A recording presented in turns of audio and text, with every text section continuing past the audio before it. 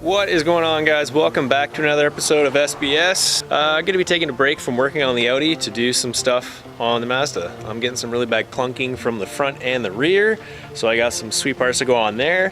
And because it is now spring, officially springtime in Canada, no more snow on the ground. Still some salt, but what can you do? Gonna be finishing my wheels, and by finishing I mean coating them with another coat of PlastiDip.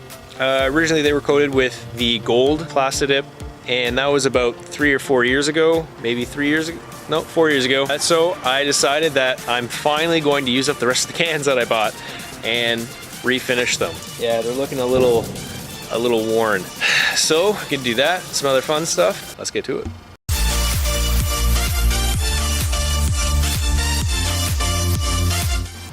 So as you can see, these things are really dirty. They've seen 4 years of abuse, just not in the best shape. So let's get started with washing them down with the pressure washer, and then after that we're going to do some soapy water.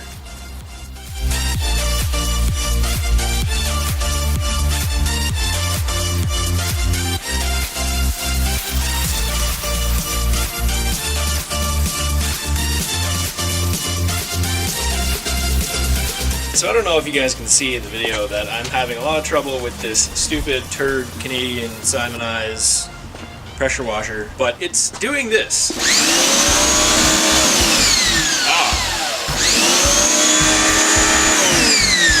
Yeah, so this thing is broken and I need to go buy a new one, which is fantastic. I don't want to have to buy a new one, but now I have to go buy a new one. Crap. Do not buy a Simonized pressure washer. They suck. Okay, so I sounded so freaking Canadian. Okay, so now that I'm back at the shop, I went and bought another pressure washer. We're gonna see how bad this thing is. I've never heard of Sunjo, so this could either be really good or really bad. Little did anybody know, this is gonna be an unboxing episode. So here, let's unbox this crap. Some stuff. Oh, we got half a pressure washer. That's great. More stuff. That's a lot heavier than I thought.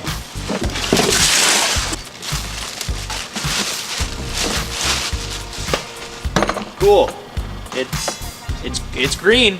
It's really green. That's like supercar green color kind of stuff. All right, well, I'm gonna assemble this.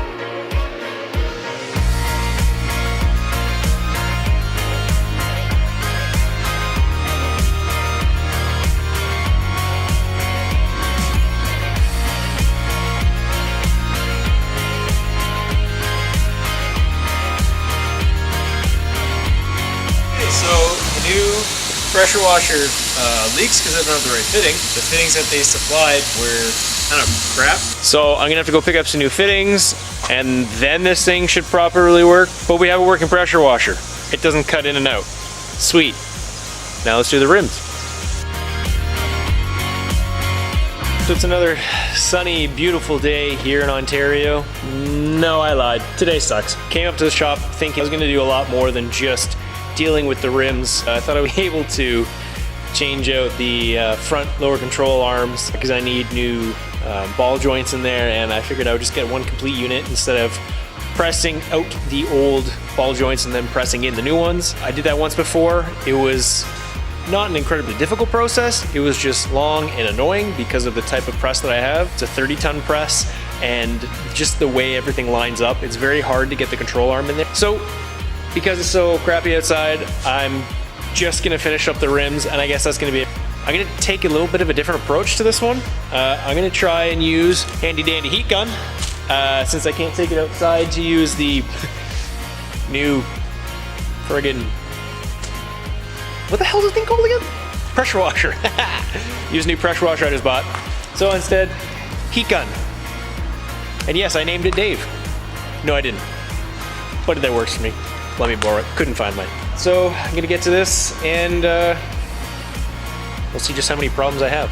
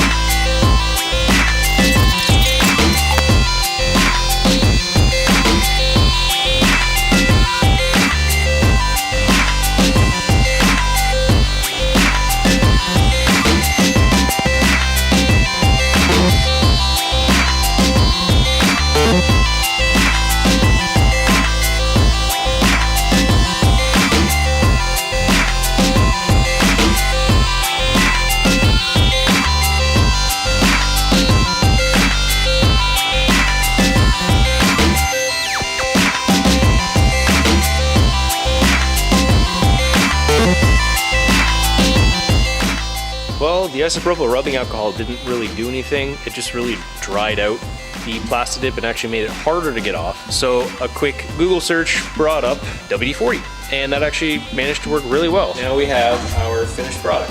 By finished, I mean ready to be washed with soapy water and then repainted. So let's do that. I'm gonna finish doing the other 3.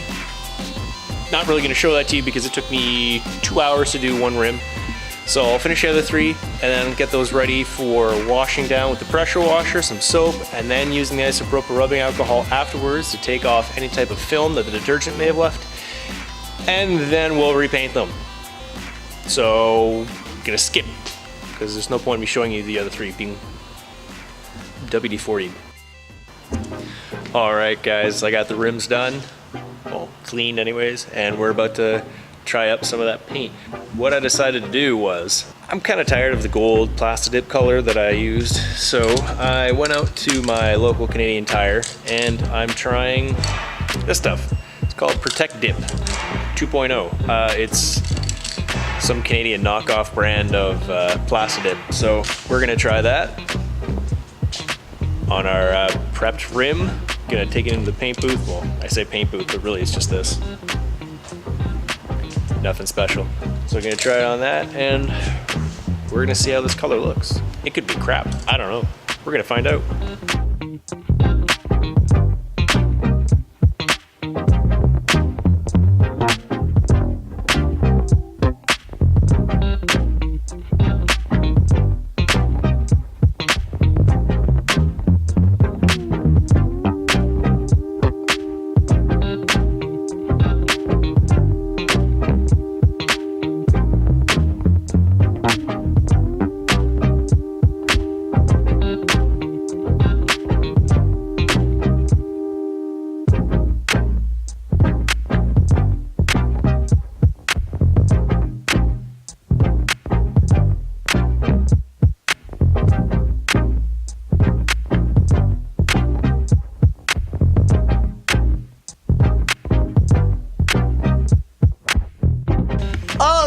Oh, Jesus. Oh, Ricky! Come on! Oh, Ricky! What's so wet? Oh!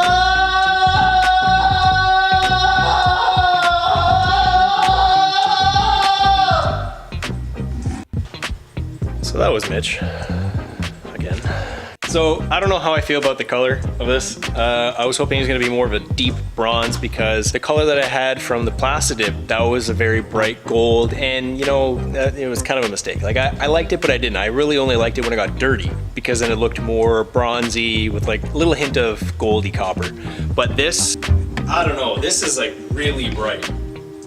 So, like that is not the same friggin' color. Not at all. Not even close. I don't know what I'm gonna do.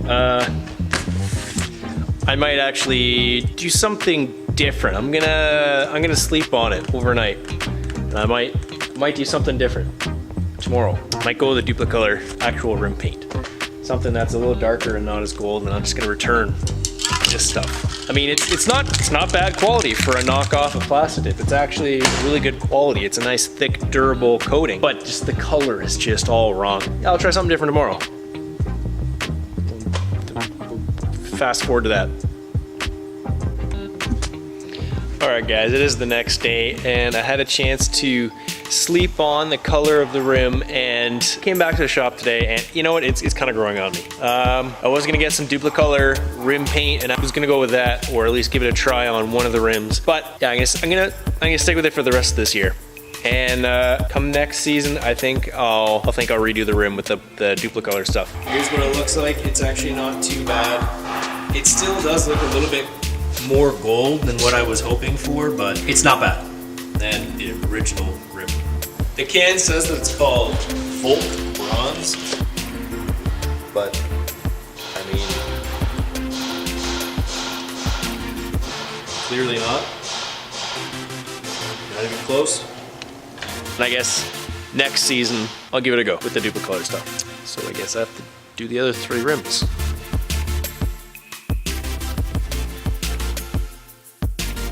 Okay, now that we got the rims done, I gotta move out the Audi because that is still a thing that's happening.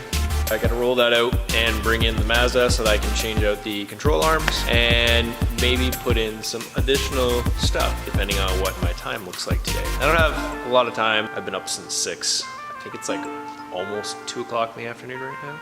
I literally just had breakfast. So let's change cars.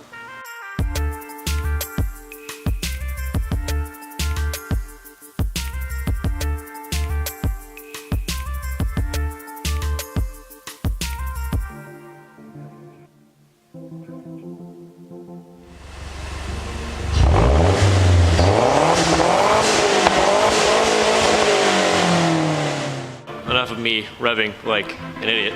I said that I had some additional parts that I might put on today, and that is fully dependent on time. I don't know if you can see back in there. I've got some Whiteline adjustable front and rear sways, as well as the adjustable end links. Although I already have the adjustable end links on the car. I managed to get a good deal over Black Friday, but I bought these used off a guy off a Facebook group. He also had adjustable end links for the rear, which I hear hit or miss things. Most people say go with the factory or Moog upgraded rear stabilizer end links. Don't go for the adjustable, but I mean, when I bought these, it came with the adjustable, so I'm really not gonna argue that one. I'm just gonna put them on because it can't be any worse than the clunking that I'm currently getting, because I actually have Moog stabilizer end links on right now in the rear, and they are absolute garbage. Front ones, I have the Whiteline adjustable ones. They're good. They don't seem to clunk, but something else in the front is clunking. I think it's my ball joints. I'm gonna look that over. I already bought control arms with new ball joints in them. I just got cheapy Mevotech or Movo or whatever. They're really cheap brand. They're 111 bucks each. So I'm gonna be doing both left and right. I'm currently running OEM factory control arms. I just replaced them 2 years ago. The ball joints failed on them, so I replaced just the ball joints by pressing them out with a press and putting in new Moog ones, and those have already failed. So either I've just been hit with a string of bad luck for ball joints, or there's something terribly wrong with the alignment and just suspension in general on my car, which I don't understand why, because I just put on last year Coney Yellows and Ibach Pro Kit, so it's only dropped half an inch past what the factory Speed 3 ride height is. I don't really know what could be the determining factor of why things are failing so quickly, especially because everything that I've purchased is supposed to have a good quality rating, so to speak. So now we're gonna put it up and see what the hell is wrong.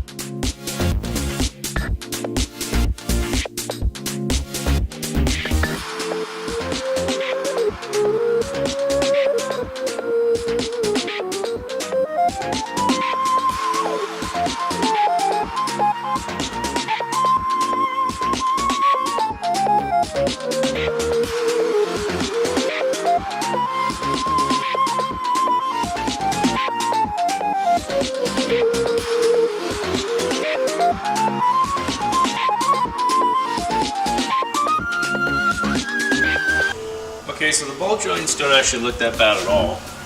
Again, these are Moog ball joints that I pressed in after pressing out the old ones, and those are OEM control arms. But clunks that I'm hearing are actually coming from this Whiteline adjustable sway bar and link. See if I can make it make the noise. So something to me sounds loose, because every time I go over a tiny little bump, I hear that, but amplified by a lot. So I'm thinking I'm gonna try just adjusting it, maybe tightening some of the actual nuts on the top and bottom of the end link, maybe adjusting the actual shaft, because that's how you adjust it. You rotate the whole shaft until you feel slight play in it, so it's not tight. And then after it's on the ground, that's when you tighten everything up, because this side is supposed to be adjusted for your weight. So let's adjust that. Let's try it.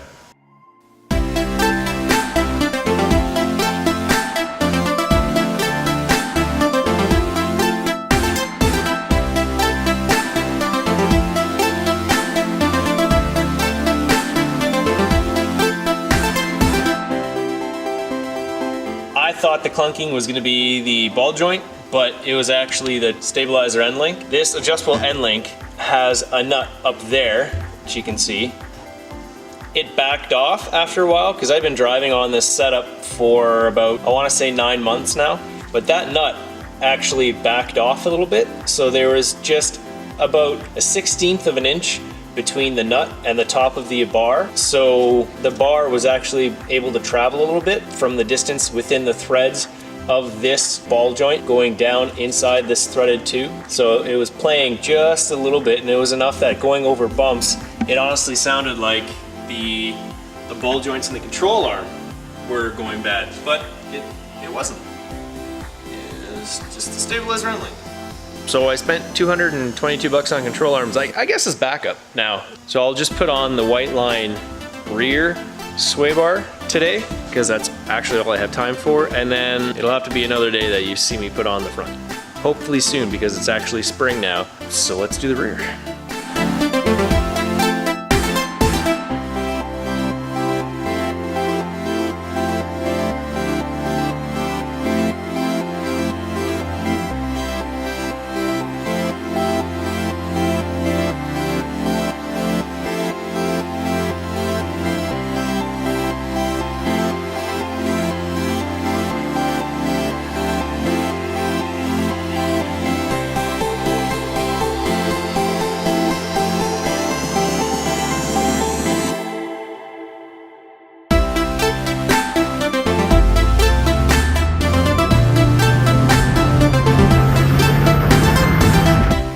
So I took the Speed for a test drive. There are no clunks coming from the front or the rear end, so I guess it turned out to not be the ball joints on the control arm. So I now have a backup pair of Mevotech Supreme control arm chassis part thingamabob. So that being said, the Whiteline rear sway bar feels phenomenal, especially with the adjustable rear end links. And now that I have the front sway bar end links adjusted properly, the car handles great. Very surprised by that, considering I'm still running the stock sway bar in the front. But all that's done. All that's left to do is put the summer tires back on the car. Unfortunately, I'm out of time for today, so that's gonna have to be either tomorrow or next week. So I will see you